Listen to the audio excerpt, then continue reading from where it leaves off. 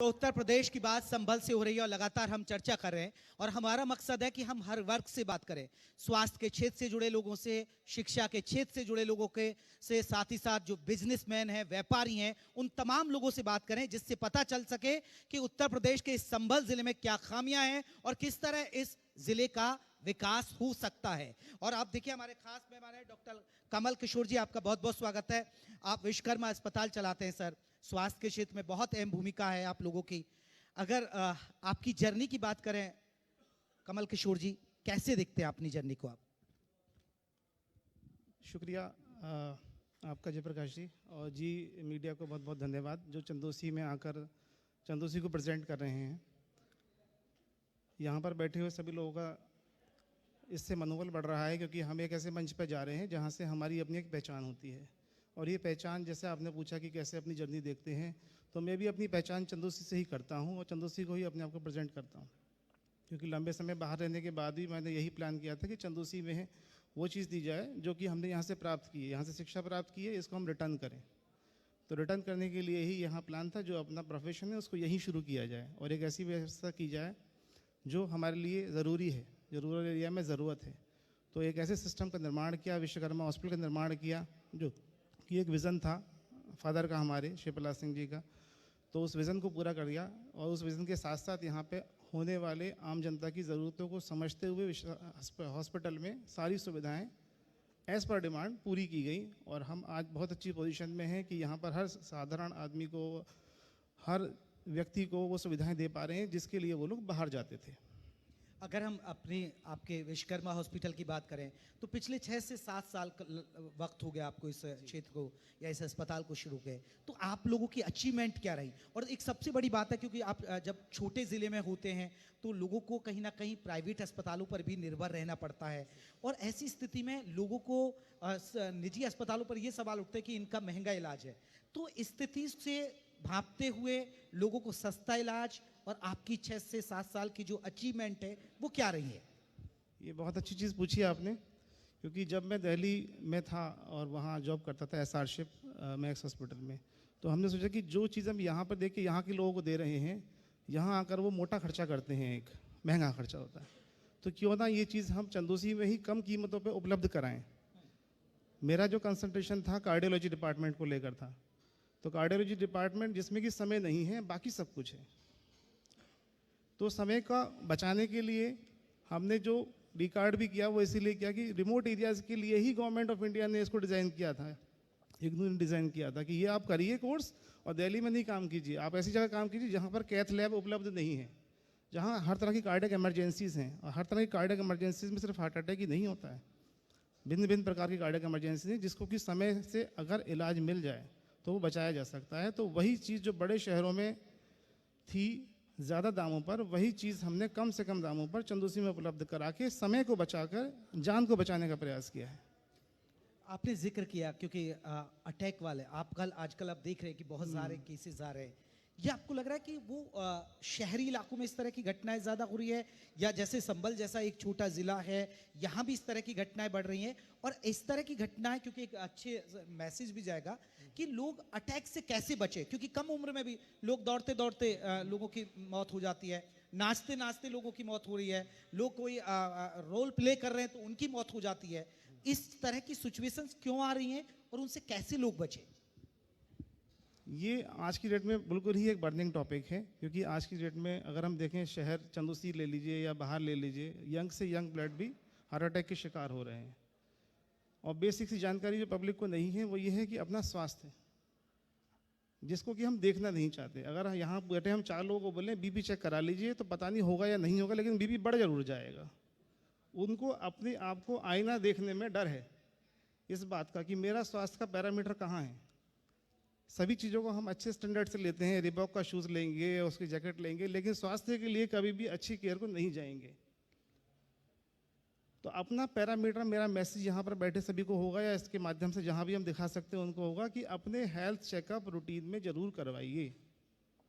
Heart को लेके young individuals जो हैं हमारे साथ, उनको अगर फैमिली बैकग्राउंड है, फर्स्ट डिग्री रिलेटिव इस चीज़ को हार्ट अटैक का शिकार रहे हैं या डायबिटीज़ का शिकार रहे हैं, तो उनको तो प्रायोरिटी पे अपने चेकअप कराने ही पड़ेंगे। और बहुत बेसिक से चेकअप हैं, आप लिपिड प्रोफाइल करवाइए, आप ट्रीटमेंट टेस्ट कराइए, आप इकोकार्डियोग्राफी करवाइए।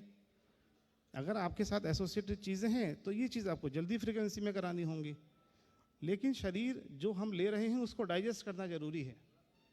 अगर सिर्फ खा रहे हैं उसको डाइजेस्ट नहीं कर रहे हैं तो ये गलत होगा। हर व्यक्ति को मैं समझता हूँ 45 minutes per day 5 days a week अपने आप को देना पड़ेगा। अगर हम बात करें विश्वकर्मा हॉस्पिटल की, तो यूनिक क्यों है आपका? कुछ यूनिक है आपके हॉस्पिटल में, या जो आपके मरीज आते हैं, जो आप पे ट्रस्ट करते हैं, भरोसा करते हैं, आप उनको ऐसी क्या सुविधाएं देते हैं? हम एक बहुत बड़ी मात्रा में पूरे साल कार्डियक इमरजेंसीज को हैंडल करते हैं, जो कि मैं खुद अपने लेवल पे करता हूँ। यहाँ टाइम की बचत के साथ साथ पेशेंट की जान भी बचती है। हमने यहाँ आने के बाद में हॉस्पिटल को हर साल एक नई चीज़ देने का वादा किया, और वादे के साथ साथ हमने कार्डियक इवैल्यूएशन में सब कुछ प्रोवाइड कराया, सिवाय एक कैथ लैब के, क्योंकि हम कार्डियक इवैल्यूएशन में टीएमटी करते हैं, हम इकोकार्डियोग्राफी करते हैं, हम बाकी असेसमेंट पूरा कार्डियक तरफ से कर सकते हैं, सिर्फ नॉन इन्वेजिव की साइड से। इन्वेजिव लैब अभी चंदोसी में नहीं आई है, सिर्फ उसको छोड़ दें तो कार्डियक सारा कुछ हम ट्रीट करते हैं। सीटी स्कैन हमने चंदोसी में प्रोवाइड कराया, जिससे कि लोग यहाँ से जाके 2000 का सीटी मर्दाबाद तक जाते थे, 4 से 5000 का बन जाता है, प्लस उसकी एक दिन की दिहाड़ी भी जाएगी। पता नहीं किसी के पास मैन पावर नहीं है, किसी के पास मनी पावर नहीं है, तो कहीं ना कहीं कुछ लैकिंग है, तो वो जन साधारण तक पहुँचाने के लिए उस चीज़ को यहाँ प्रोवाइड किया गया कि रात को हो या दिन हो, कभी भी उसको ये चीज़ प्रोवाइड कराई जा सके। कमल किशोर जी, अगर हम बात करें, क्योंकि अभी कोरोना को लेकर फिर से चर्चाएं तेज हो गई हैं, फिर खतरा बढ़ सकता है, हालांकि क्योंकि सभी सरकारी अस्पतालों के अलावा निजी अस्पताल, चाहे वो किसी भी तरह का स्पेशलिस्ट अस्पताल हो, तो जिम्मेदारी उसकी भी बढ़ जाती है। ऐसे में आप लोगों की भी कोई खास तैयारी, अब जिस तरह का अलर्ट हुआ है? अभी जो नए वेरिएंट आए हैं, सबसे पहले अमेरिका से आया था XB7, उसके बाद में अभी और भी अमेरिका के साथ और यूरोपियन कंट्रीज में इसका दोबारा से रिकरेंस देखा जा रहा है, खास करके चाइना बहुत ज़्यादा हाईलाइट हो रहा है अभी। जो प्रिकॉशन पहले थी वही अब है। हम लोग अच्छी पोजीशन में इसलिए हैं क्योंकि हमने वैक्सीन लगवाया हुआ है विद बूस्टर डोज, और जिनकी मिसिंग है वो लोग भी उसको लगवाएं। प्रिकॉशन ही ट्रीटमेंट है और कुछ नहीं है। आप भीड़ से बचें, आप मास्क लगाएं, आप डिस्टेंस मेंटेन करें, क्योंकि जब तक ये चीज़ क्लियर नहीं हो पा रही कि सामने वाले की स्थिति क्या है और वो हमसे डिस्टेंस पैदा करने को सहमत नहीं है, तो हमें यदि जिम्मेदारी बनती है कि हम उससे डिस्टेंस बना लें। अगर किसी को कोई भी सिम्टम आता है तो टाइमली उसको एटलीस्ट डिस्कस कर लें डॉक्टर से, क्लियर करने के लिए कि मैं कहीं कोविड के सपेट में हूँ या नहीं हूँ। Precaution is the must thing. भीड़ से बचें, और किसी भी तरह की जर्नी जो कि आपके लिए ज़रूरी नहीं है उससे बचें, और टाइम स्पेंड अपने क्राउड में बचें, मतलब उससे, क्योंकि हमें नहीं पता हु इज़ सफरिंग और हु इज़ नॉट। सर आखिरी, क्योंकि चर्चा के हम अब धीरे धीरे आखिरी पड़ाव पर आ रहे हैं, अगर हम बात करें, डॉक्टर ही बनना चाहते थे? जी, अच्छा, ये हॉस्पिटल एक ड्रीम प्रोजेक्ट मेरा नहीं था, मुझे तो दिखाया गया था, और यहाँ बैठे सभी लोग अपने बच्चों को कुछ ना कुछ ड्रीम दिखाते हैं। तो the founder of this hospital was my father, late Shri Prahlad Singh Panchal ji. उन्होंने ही दिमाग में डाला था कि we are blacksmith, we are not from the doctor family. तो उन्होंने बताया कि आपको आगे जाके अपनी लाइन बदलनी है, कुछ ऐसा करना है जो कि हमारी लाइन से हटकर हो और सेवा भी हो सके, क्योंकि ड्रीम वही सफल होते हैं जो सिर्फ अपने लिए ना हो लेकिन उसके लिए भी हो जो आपके साथ में रहते हैं। तो वही ड्रीम सफल होने का होता है। ड्रीम जरूर देखनी चाहिए, वही ड्रीम देखा, वही दिखाया, और एक नेक नियत के साथ बनाया, इसलिए सफल भी हुआ। लेकिन अगर बहुत से यहाँ जो लोग बैठे हैं, बहुत से लोग क्योंकि एक अपना सपना रहता है बच्चों को, कोई डॉक्टर बनाना चाहता है, कोई इंजीनियर बनाना चाहता है, आप उन लोगों को क्या कहेंगे जो अपने बच्चों को डॉक्टर बनाना चाहते हैं? उन लोगों को क्या मैसेज देंगे कि वो बच्चों को किस तरीके से तैयार करें, किस तरह से उनकी तैयारी करवाई जाए? ये बहुत अच्छी चीज़ पूछी है आपने। यहाँ एक चीज़ मैं और उठाना चाहूँगा आपके सवाल से हटकर। जरूरी नहीं है कि बच्चों को डॉक्टर ही बनाना है, वो बच्चे की भी अपनी एक इंटरेस्ट है कि बड़े होते होते वो कहाँ तक पहुँच पाया है। अब अगर देखा जाए तो अपीयरेंस जो कर रहे थे लोग वो कम होते जा रहे हैं, क्योंकि डॉक्टरों के लिए सुरक्षा का माहौल कहीं ना कहीं नहीं है। डॉक्टर्स को सुरक्षा के लिए सरकार को ऐसे नियम बनाने चाहिए कि जो भी उन पर अटैक करने वाले हैं वो उस बात को करने से पहले समझें, उसको जानें, तब उससे आर्गुमेंट करें, उस पर केस करें, लेकिन उसके ऊपर हाथ ना उठाएं। ये एक ऐसा डर हो गया है माँ बाप के अंदर, वो बच्चों को डॉक्टर नहीं बनाना चाहते हैं। ये एक ऐसा मैसेज है जो इस प्लेटफॉर्म से मैं देना चाहता हूँ। और सभी को बताना चाहता हूँ कि ऐसे लोगों में एजुकेशन की बहुत ज़रूरत है। और एजुकेशन के साथ साथ बच्चे बनना चाहते हैं लेकिन नहीं बन पा रहे हैं, उनको डर पैदा हो गया है। और बनना चाहिए डॉक्टर इसलिए क्योंकि अभी भी हमारे देश में डॉक्टर और पेशेंट रेशो बहुत ख़राब चल रहा है। डॉक्टर पेशेंट रेशो ख़राब होने की वजह से आज भी इंडिया में बहुत अधिक मात्रा में डॉक्टर्स की ज़रूरत है। ठीक है, चलिए सर, डॉक्टर कमल किशोर जी, आपकी टीम के लोग भी आ गए हैं, डॉक्टर श्याम जी आ गए हैं और डॉक्टर सर्वेश जी आ गए हैं। आपका बहुत बहुत धन्यवाद सर, आप आए। लेकिन अगर डॉक्टर लेट हो जाएंगे तो सर मरीज की जान चली जाएगी।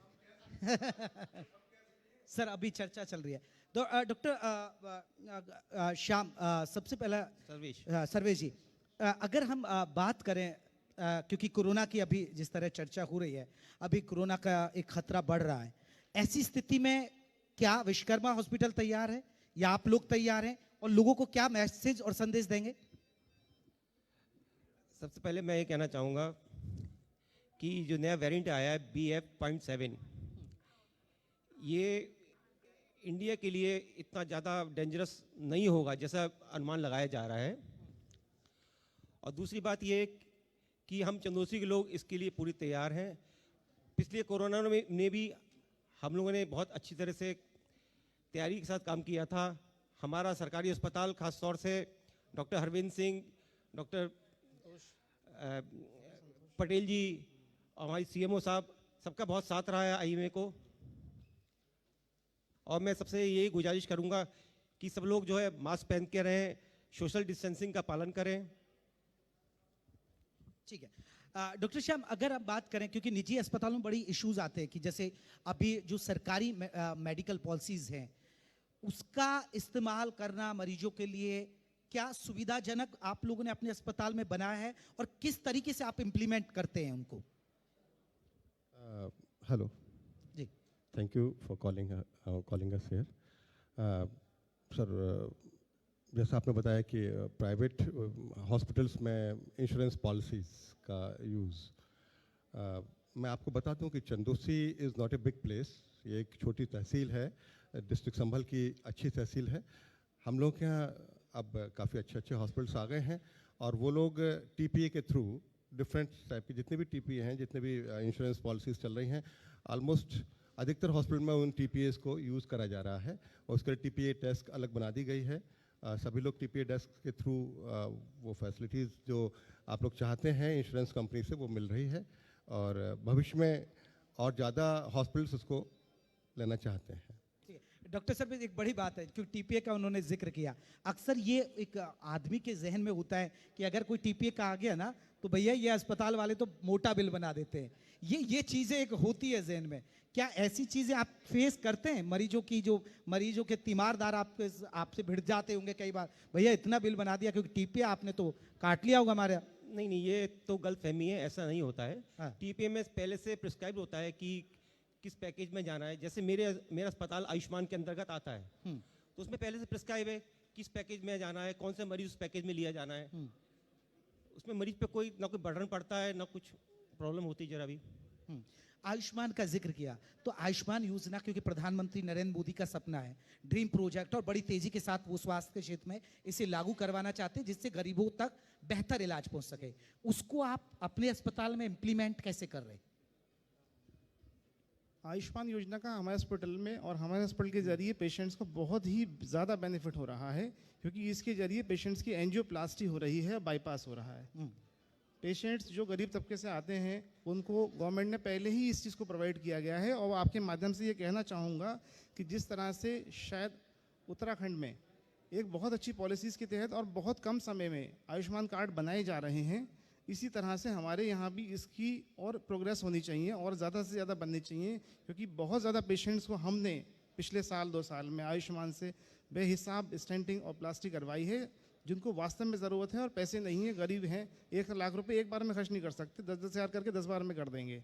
लेकिन आयुष्मान से उन सभी पेशेंट्स को बहुत ज़्यादा फ़ायदा हुआ है। बाईपास भी और प्लास्टिक भी ज़रूर होना चाहिए, लागू होना चाहिए। जिन लोगों का नहीं बना है, जिनको ज़रूरत है, जो वेल्दी नहीं है एक्चुअली, उन सभी को सरकार को जल्दी से जल्दी बनाना चाहिए। ठीक है सर, आखिरी सवाल आपसे, और स्वास्थ्य की सुविधाओं की बात करें, स्वास्थ्य सुविधाओं की, और संभल एक छोटा डिस्ट्रिक्ट है, बहुत ग्रामीण क्षेत्रों से लोग आते होंगे एक शहर में उम्मीद के साथ। आपको लग रहा है कि स्वास्थ्य सुविधाओं में अब बदलाव हुआ है या आप सरकार को कोई सुझाव देना चाहेंगे? समय के साथ स्वास्थ्य सुविधाओं में बदलाव की ज़रूरत पड़ती है और हो भी रहा है। हमारा संभल स्थिति में, इस स्थिति को लेके बहुत अच्छी स्थिति में है। अभी डायलिसिस की आपने बात की थी, तो डायलिसिस जैसी चीज़ हमारे गवर्नमेंट हॉस्पिटल में हो रही है, इससे ज़्यादा क्या चाहिए आपको? राउंड द क्लॉक हमारे गवर्नमेंट हॉस्पिटल के जो डॉक्टर्स हैं, स्टाफ है, वो 24/7 काम करते हैं। बेहिसाब डिलीवरी हो रही हैं, सबको अटेंड किया जा रहा है, और कोविड जैसे सेशन को हमने निकाल लिया तो इससे ज़्यादा स्वास्थ्य सेवाएं अच्छी क्या होंगी सर? बहुत अच्छी स्वास्थ्य सेवाएं हमारे ज़िले में खास करके। सर्वेश जी, आपका कोई सुझाव स्वास्थ्य सुविधाओं को लेकर? मेनली यही है कि अब जो चेंज आया है स्वास्थ्य उसमें, पहले जो था टीपीएस का रोल बहुत कम था, अब टीपीएस का रोल बहुत बढ़ गया है। उससे पेशेंट्स को जो है इलाज कराने में बहुत आसानी हो रही है। एक बड़ी बड़ी बीमारी का इलाज भी चंदौसी, जैसा चंदौसी एक छोटा तहसील है, मगर मेडिकल के हिसाब से यहाँ पे काफ़ी अच्छे इलाज, काफ़ी अच्छे ऑपरेशंस चंदौसी में हो जाते हैं हमारे। ठीक है सर, आपसे भी मैं चाहूंगा एक आखिरी सर, कमेंट। स्वास्थ्य सुविधाओं से पहले मैं जरा अपने पब्लिक, यहाँ पर सभी लोग बैठे हुए हैं, उनको बोलना चाहूँगा कि जो आजकल जैसा आपने बताया कि कोरोना का वेरिएंट जो नया आया है, ये वेरिएंट हम लोग इंडियंस पिछले 4 महीनों से झेल रहे हैं और सक्सेसफुली झेल रहे हैं, इसलिए किसी को भी इसमें परेशान होने की ज़रूरत नहीं है। हाँ, ये ज़रूर है कि क्राउडी प्लेस पर जाने से थोड़ा सा बचें, और जुकाम खांसी अक्सर इस समय देख रहे हैं सारे शहर में जुकाम खांसी बहुत ज़्यादा आया हुआ है। इट मे बी पॉसिबल कि उसका एसोसिएशन इससे हो, लेकिन हम इंडियंस पर इसका कोई दुष्प्रभाव होने वाला नहीं है। और रही बात हमारे शहर में स्वास्थ्य सुविधाओं की, तो जिस रूप में, जिस वॉल्यूम में ये शहर है, उस हिसाब से सुविधाएं हम लोग पूरी कोशिश कर रहे हैं अच्छी से अच्छी सुविधा देने की, और वादा करते हैं अपने शहरवासियों से कि आने वाले समय में आपको स्टेट ऑफ आर्ट सुविधाएं हम लोग प्रोवाइड करेंगे। चलिए सर, बहुत बहुत शुक्रिया आप तीनों खास मेहमानों का हमसे बातचीत करने के लिए।